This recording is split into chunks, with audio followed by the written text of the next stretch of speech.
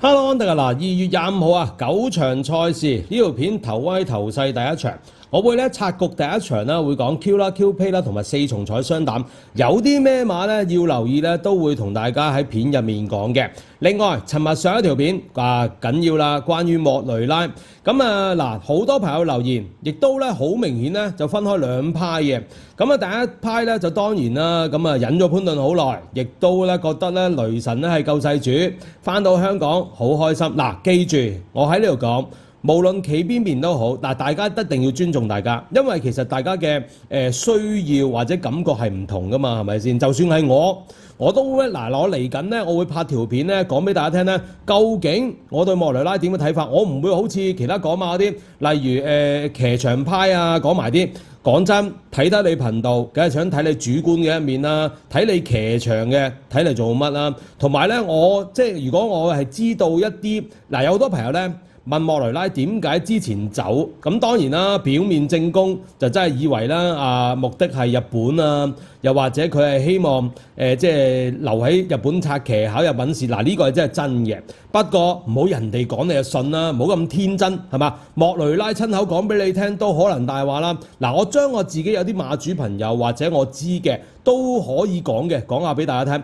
嚟緊我會拍片嘅，稍後咧嗱，如果大家一定要留意啊亦都當然啦對你哋有啲咩睇法啊、意見啊究竟你中意莫雷拉另一邊有啲朋友會覺得莫雷拉天下烏鴉一樣黑嗱，其實呢個真係真邊個翻嚟都係咁啊！只不過咧，最重要咧就係莫雷拉翻嚟個生態有變，你應該點樣喺個馬圈生存呢？我覺得呢啲先係有養分。我亦都會喺條新片度咧同大家講啊，所以大家咧密切留意啦。嗱，hello，咁好多謝咧咁多年以嚟啦，咁多朋友啦，參加我嘅資料計劃啦，好似側邊嗰啲朋友咁開心啊，梗係最好啦。呢個係信任同埋支持嚟嘅。咁我覺得咧一個咧好嘅資料計劃咧，包含兩大重點嘅。第一咧就係咧，如果你俾得一隻馬人哋咧，一定要講買咩彩池、咩膽配咩腳，咁先有用噶嘛。如果你俾隻馬人哋，又要人哋自己諗嘅，咁咪更加之辛苦係嘛？第二啦，就係而家俾得資料嘅，我覺得要俾過關先有用嘅。點解咁講呢？嗱，而家經濟唔好啦，普羅馬迷都要刀仔鋸大樹嘅。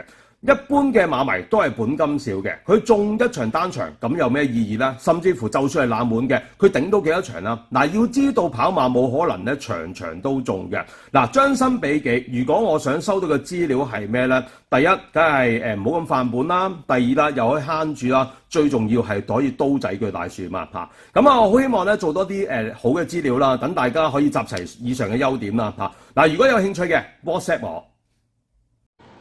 嗱，好啦，第一場啦，5班1200米。嗱，呢場馬咧，我估計咧步速咧未必太快嘅，同埋咧有啲馬咧都會孭飛。嗱，咁我會咧一路講咁，大家咧一定要聽清楚咯噃。嗱，好啦，1號呢隻咧鄉村樂韻，佢咧今次落到5班咧，一定好多朋友睇嘅，尤其是文堅騎到騎賽項啲馬咧，都好多朋友及實嘅。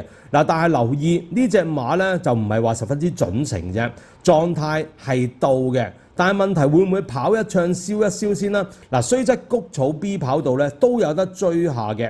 咁啊，以咧鄉村樂韻嘅後勁都係啦。不過記住，如果過熱咧，嗱，我俾個賠率分嘢俾大家。嗱，如果咧佢係低過咧6倍左右咧，就唔值博嘅。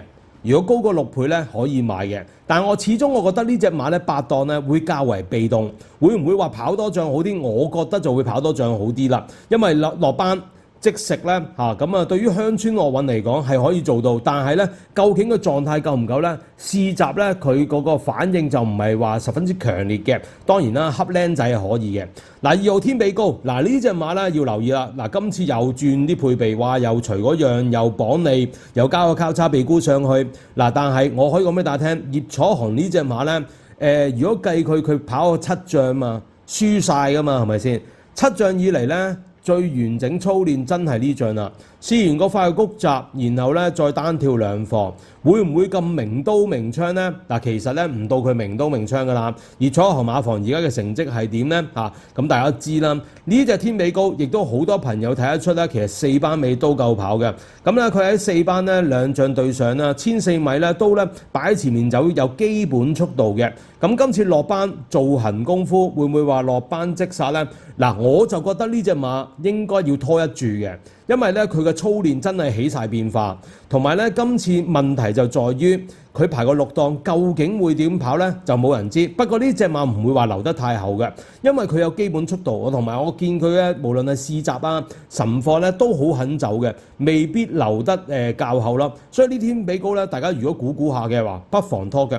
嗱，記住有啲馬要估嘅，又未必話有分頭，又好似啲天比高咁啦。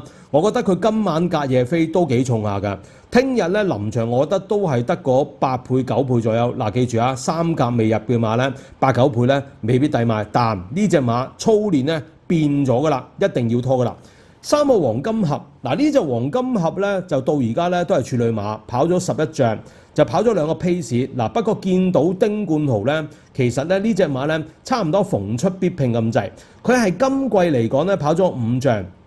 10月19號嗰場咧跑1200米咧就咧即係出閘唔係好快，或者佢試下留後，咁輸得幾遠啦。但係對上兩仗12月7號咁喺泥地咧，其實放到有聲有色啊。臨尾咧200先斷，跑咗第6，輸2個馬位咧，其實都試到咧黃金盒咧係泥地可以嘅。但係咧1月11號咧嗰場馬咧排過9檔，咁因為前面有凌風傲雪啊，盛世威風呢啲馬頂住條欄啦，咁排過9檔啦。嗱，同埋黃金盒咧喺沙田咧真係掹掹緊嘅咋。計馬嚟講質素唔會太高，但純計速度嚟講咧，呢個黃金盒係好準成嘅。咁喺沙田咧，凌風傲雪同埋盛世威風呢啲高佢成班啦。操練方面好辣㗎啦。拍貨金塊飛飛淡貨草閘咧，呢隻黃金盒咧都好肯走嘅，擺前走。同埋咧今次咧，我相信咧佢會因為佢排過11檔。搞到佢有啲分頭嘅，因為如果咧黃金盒排內檔嘅話咧，我相信佢咧照計咧都係5倍左右嘅啫。但係咧，如果排過11檔咧，佢有8至10倍左右嘅，我會攞嚟做位置 Q 膽嘅呢隻就我覺得咧佢如果計成場馬一有機會擺前走咧，得呢隻黃金盒嘅啫。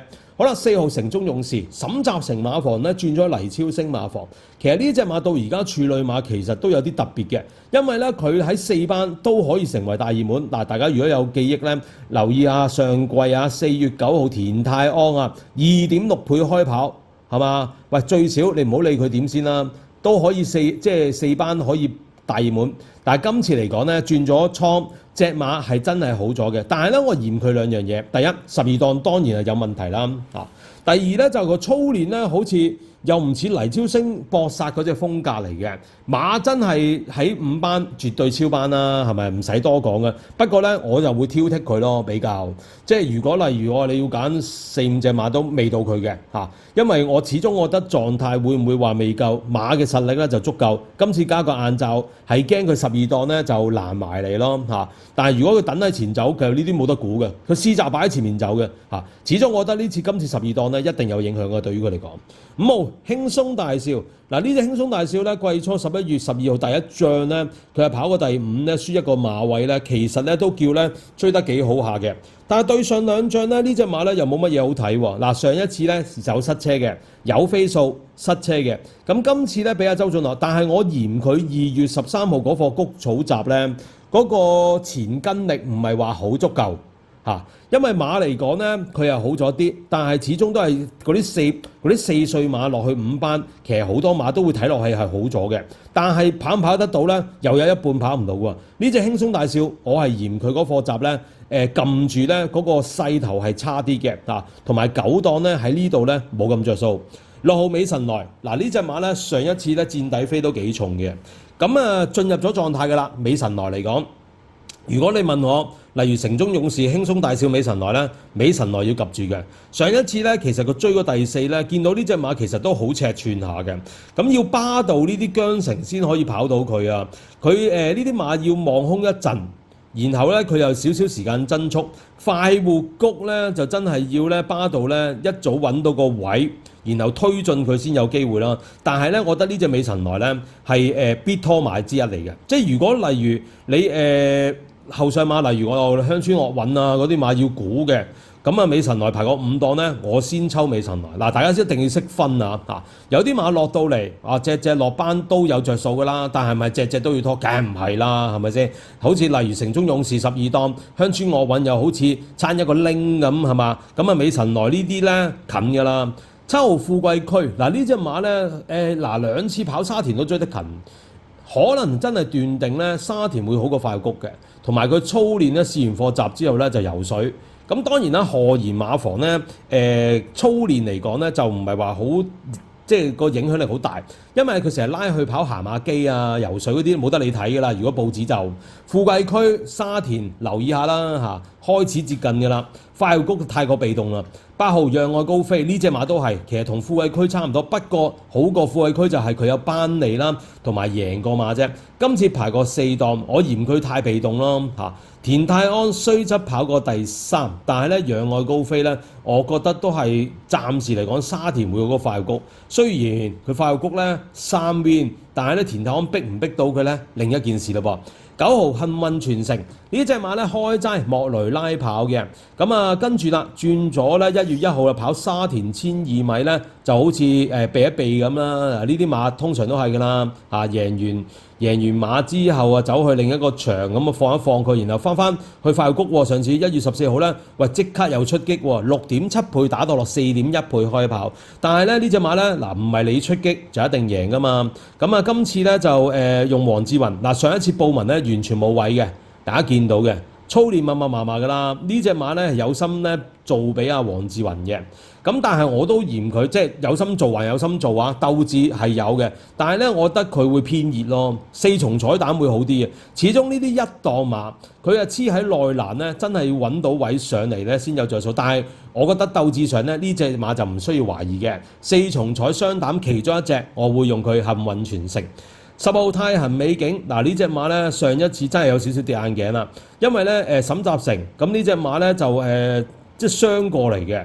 咁點知佢上一次都做完功夫咧？喂，最重要咧，佢爆冷都唔緊要。我睇翻呢隻馬咧，其實陣上都有缺點嘅喎，搶口但係咧有個問題就係呢隻馬咧係自己揾位嘅，就唔係黃志雲話抽個 S 位出嚟啊，左片右片唔係嘅，係隻馬有自己捐窿捐上嚟嘅。呢隻太行美景咧，上次仲要走入內碟咧，都要過謙謙君子。如果大家睇片嘅話咧，不妨睇下謙謙君子同埋咧太行美景咧個取位。謙謙君子咧不嬲都喺太行美景前面啦，仲要咧一早咧望咗喺中檔，又唔係太外嘅，都可以咧走翻出嗰個位置，然後個太行美景咧食住個內檔勢，仲可以過埋謙謙君子咧，證明呢隻馬咧根本有質可以喺手嘅。咁啊，沈集成通常嗰啲爆完大冷嗰啲馬咧都會繼續去嘅。估計呢隻太行美景今次咧用阿希威森，因為黃志雲要騎幸運傳承嘛。咁啊，希威森騎太行美景咧，佢唔會留太後嘅。希威森騎沈集成啲馬騎個6隻1 win 2鴨都算係幾好嘅。擺得佢唔會留太後，應該都幾着數嘅。所以太行美景我會做 Q 同埋3重彩馬膽，4重彩膽咧都會咧加埋幸運傳承做4重彩雙膽嘅。另外啦，11號東方魅影話今次擺到潘頓喎，呢隻馬真係得罪電算機嘅。佢近4仗3次12檔，1次1檔，1次1檔咧就走去都係快活谷跑啦，但係跑過第4。計馬嚟講咧，盲都睇到阿希斯咧想咧交代啦。不過呢隻馬就得罪電算機咧，近幾仗咧搞下咧就相差對比翻1月1號啊，即係佢踏入26年啦，嗰陣時33分，而家26分，個評分跌破底線，好着數嘅。不過咧潘頓騎咧，你攞把刀指住我都唔會攞嚟做膽噶，做腳啦。呢啲馬係10檔，佢有新跑嘅，睇下佢呢啲馬咧超班㗎啦。但係問題嚟講咧。抽咗個10檔，咁啊擺到明，其實呢啲馬要內檔好啦。有好多朋友唔好以為廢話，唔係隻馬內檔得㗎。有啲馬喺內檔咧，第一望住條欄咧，佢會咧即係減慢速度嘅黐欄啊嚇。第二咧就係啲馬咧，如果俾馬冚住咧，佢唔會發力㗎。所以咧唔好以為快活谷隻馬內檔着數，唔係㗎，一定要識分。11號快馬加鞭，呢隻馬好得意㗎。季初嗰時咧話跑下咧，好似草地又得喎嚇，快活谷又得，沙田又得。跟住咧佢就冇跑泥地啦。咁啊點知啦？上一次啦，落飛跑泥地又唔得喎，排過7檔喎，所以佢翻去快活谷搞下搞下呢隻馬咧，其實咧不斷咁喺個25至22分咧度浮沉啦。咁今次咧排過3檔馬就俾你見晒㗎啦，個底就即係本身呢隻馬我就覺得佢喺4班唔係5班啊，5班係中堅馬，但係中堅還中堅，中堅到咧12號馬咧都幾次啦。咁狀態係幾好嘅，操練好足夠嘅，但係真係輸質嘅嚇。呢隻馬咧都係值得拖嘅嚇。咁嗱，所以大家留意啊，記住隻聽清楚我嚇，究竟值唔值得拖啊？又或者係如果大家本金少嘅，頭先講嗰3隻馬穿勻佢咯，唔好搞咁多嘢啦，係咪先？希望咧祝大家就贏多啲啦。聽日咧我都會揾下有啲咩馬咧值得買咧，同大家講下嘅。